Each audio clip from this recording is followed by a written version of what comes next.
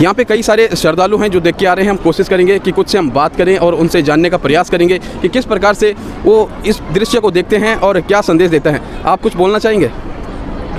निर्वाण दिवस के बारे में बताइए, क्या यहाँ पे सेवाएं चल रही हैं और किस प्रकार से दर्शाया गया? परमात्मा का निर्वाण दिवस ही ये 6, 7 और 8 का जो ये परमात्मा इस पृथ्वी पर आए थे, इसलिए ये निर्वाण दिवस मनाया जाता है। बिल्कुल, पृथ्वी पे आए थे और सशरीर जब वापस गए थे सतलोक के लिए, तो इस प्रकार से ये दर्शाया गया है। सर, आप कुछ बताना चाहेंगे इसके बारे में? क्या कहना चाहेंगे? ये कबीर परमेश्वर का निर्वाण दिवस की जो प्रदर्शनी लगी है, यहाँ कबीर परमेश्वर की जो प्रदर्शनी दिखाई गई है, इसमें एक तरफ मुस्लिम शासक है राजा बिजली सिंह पठान और उस तरफ है पीर सिंह बघेल।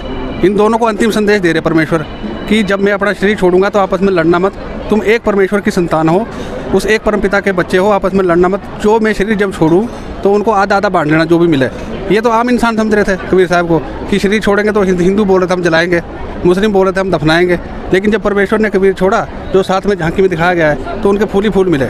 बिल्कुल, फूल ही फूल मिले और एक प्रकार से भाईचारे का जो एक अटूट बंधन है वो कबीर परमेश्वर ने हमेशा ही बना के रखा, समझाने का प्रयास किया। आगे की तरफ हम चलेंगे और यहाँ पे अनेकों श्रद्धालु पहुँचे हैं। कुछ ऐसे भी हैं जो सतगुरु रामपाल जी महाराज के अनुयायी नहीं है, लेकिन फिर भी इस प्रदर्शनी में पहुँचते हैं, यहाँ के दृश्य को देखते हैं, समझने का प्रयास करते हैं। और कुछ मातृशक्ति भी यहाँ पर मौजूद हैं, इनसे भी हम थोड़ा जानना चाहेंगे।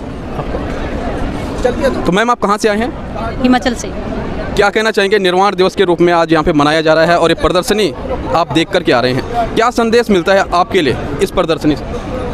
हमें इससे संदेश मिलता है कि हमें भक्ति करनी चाहिए और कबीर परमात्मा सशरीर सतलोक गए थे मगहर से। बिल्कुल, मगहर से सशरीर सतलोक गए थे और सतलोक गमन के बाद उनकी याद में ये निर्वाण दिवस मनाया जाता है। और इस निर्वाण दिवस के उपलक्ष्य में सतलोक आश्रम, जितने भी सतलोक आश्रम पूरे भारतवर्ष में हैं, तमाम आश्रमों में ये तमाम प्रकार के जो प्रदर्शनी है, जो भंडारा है, जो रक्तदान शिविर लगेगा, दहेज मुक्त विवाह होंगे, वो हर जगह होते हैं। और लगभग दर्जनों आश्रम, सतलोक आश्रम भारतवर्ष में हैं, विदेशों में भी नामदान केंद्र हैं। 550 से अधिक नामदान केंद्र पूरी दुनिया में है। और जिस प्रकार से संत रामपाल जी महाराज ने शास्त्रों को खोल खोल कर पवित्र धर्मों के, पवित्र सदग्रंथों के आधार पर जो ज्ञान दिया है, जो समझाया है, और बड़े बड़े फ्लैक्स के माध्यम से, बड़े बड़े पोस्टरों के माध्यम से, चित्रों के माध्यम से जो दर्शाने का प्रयास किया गया है, लोगों को समझाने का प्रयास किया गया है कि वास्तव में भक्ति क्या है, मुक्ति क्या है, किस प्रकार से भक्ति और मुक्ति को प्राप्त किया जा सकता है, शास्त्र अनुकूल साधना क्या है, और क्या वास्तव में जो साधना आप कर रहे हैं, क्या वो शास्त्र अनुकूल साधना है भी या नहीं है, क्या आप